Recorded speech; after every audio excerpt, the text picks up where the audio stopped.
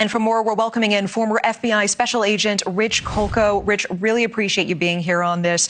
And Mills, monitoring those two attacks on Thursday, that was just within hours of each other on that day. And that's on top of the IED bombers targeting protesters near Gracie Mansion in New York City last week. We saw the deadly shooting in Austin, Texas as well the week before. Are these disparate and unrelated incidents, or do you believe there is an increased threat level on U.S. soil during Operation Epic Fury? Well, 4 attacks in 2 weeks, that is quite a uptick in threats and in carrying out actions. So I do believe that there is a risk. We have these self-radicalized groups or people that are sitting in their basements, they're watching the videos, they're talking on gaming apps, they're getting ideas. I think a big part of it is learning, what other people have done. When you talk about what happened at Old Dominion University, he specifically said he was interested in what Major Hassan had done at Fort Hood way back in 2009 when he'd gone on an Army base. And he seemed to mirror some of this, where he wanted to kill Army soldiers. And then jumping over to Michigan, if you remember just a few months ago up in Grand Blanc, there was a man who ran a truck into a LDS church because he had a problem with Mormons. It looks like these attackers literally went onto Wikipedia, learned about these attacks, mirrored them, and carried them out. So absolutely, I think there's an uptick in threats. As long as this operation is going on in the Middle East, it's going to continue to be a problem. But I think it's real important that while, as your last guest said, law enforcement is going to be maxed out, as is the intelligence community trying to track down these people, everybody's got a right to be concerned as a country that we're going to be see more of these attacks. I don't think people need to live their life in a panicked mode.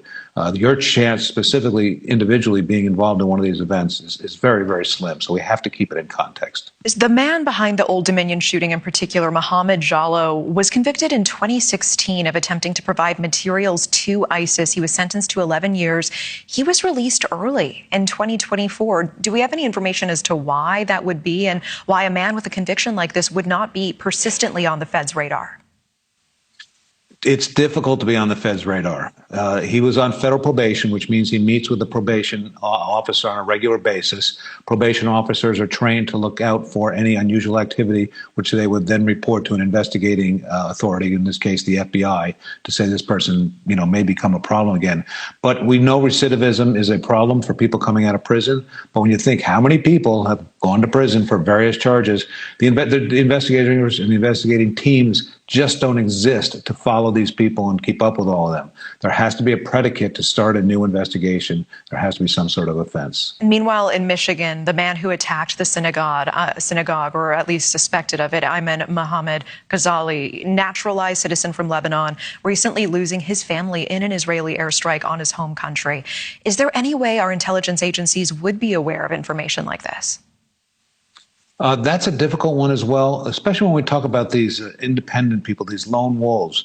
When you talk about a sleeper cell, you talk about a group, you talk about the mob, anything like that. The old Al-Qaeda groups, they were communicating, they were sharing, they were transferring money, they were traveling, they were doing things that investigators could follow up on. It made it actually easier.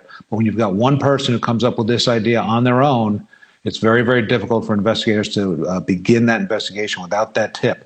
That's why that see something, say something is so critical. Somebody's going to see that somebody's acting a little unusual, a little odd.